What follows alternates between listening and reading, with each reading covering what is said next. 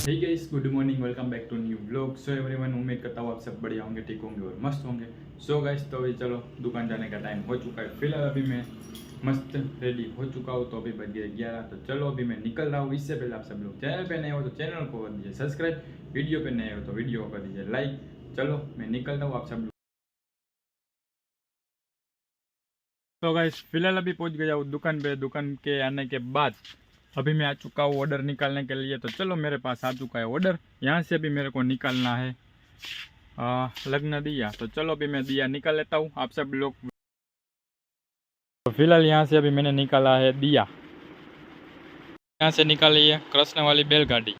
अभी निकाला है लाकड़े के सिंह पाया पाटले। यहाँ पे लकड़ा है और यहाँ पे सिंह है। सिंह के मुख वाला पाया, पैर क्या बोलते हैं इसको, देखिए। अभी फ़िलहाल इसमें लाइट चालू है इसलिए नहीं दिखाई दे रहा होगा।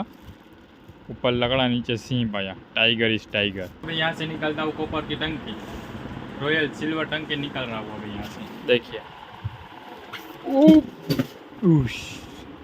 तो फिलहाल अभी मैंने इस बॉक्स के अंदर ये वाली टंकी है, जलधारा कॉपर टंकी, रॉयल सिल्वर इसको हम बोलते हैं।